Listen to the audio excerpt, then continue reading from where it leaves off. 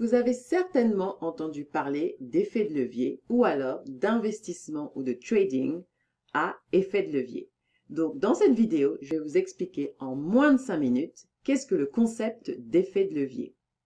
Avant que je me lance sur cette chaîne, je propose des informations sur l'éducation financière, mais je propose également des analyses d'entreprises qui sont cotées en bourse ou non et qui pourraient vous intéresser en termes d'investissement ou alors pour vous aider à prendre des décisions d'investissement qui, on l'espère, vous rapporteront de l'argent sur le long terme. Et donc, je suis analyste financière et je partage avec vous mon savoir durement acquis. Le concept d'effet de levier est très simple et je suis sûre que vous l'utilisez et vous ne savez même pas. C'est très simple, c'est l'utilisation de la dette pour augmenter le rendement de vos investissements, que ce soit en bourse ou investissement immobilier. En gros, c'est pour augmenter l'argent généré par vos investissements.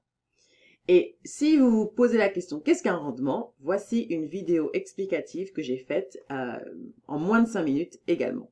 En fait, vous utilisez l'effet de levier à chaque fois que vous achetez un appartement et que vous prenez un prêt immobilier, ou alors si vous achetez un nouveau frigo et que vous prenez un prêt à la consommation. C'est une sorte en fait d'effet de levier que vous utilisez pour pouvoir augmenter. Prenons un exemple concret. Disons que vous avez 100 000 euros de côté et que vous achetez un appartement à 100 000 euros. Et le loyer de cet appartement que vous louez est à 1 000 euros par mois. Donc, chaque année, sur 12 mois, cet appartement vous rapporte 12 000 euros par an.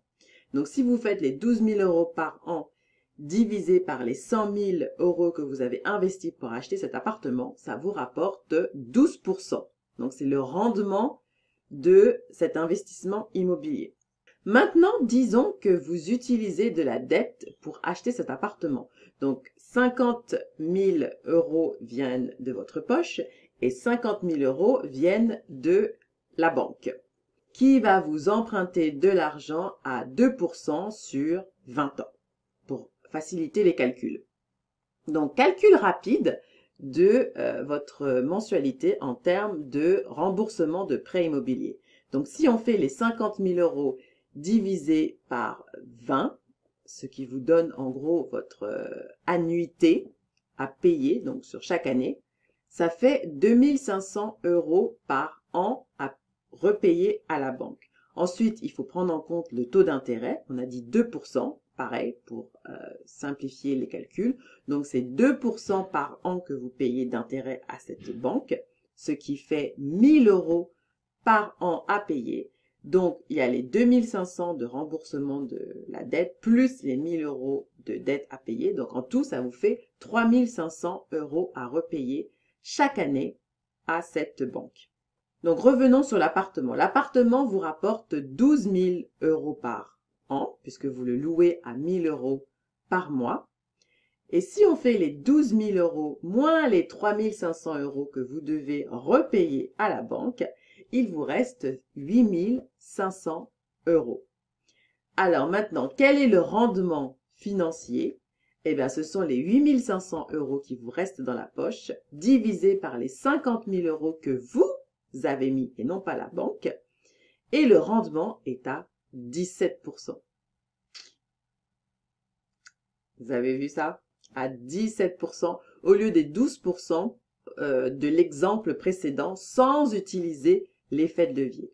Donc, c'est à ça que sert l'effet de levier pour augmenter vos rendements. Donc, avec l'exemple, votre rendement financier a pris 5%.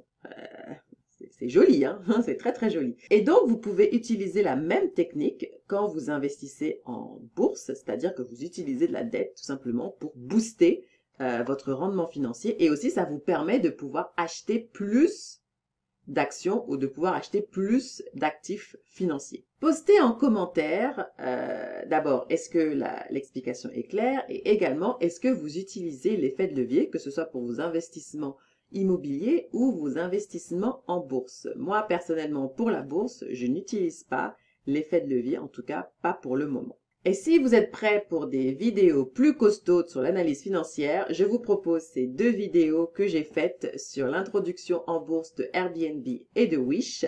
Donc, vidéo simple et courte, explication de l'effet de levier, que ce soit en trading ou dans l'immobilier.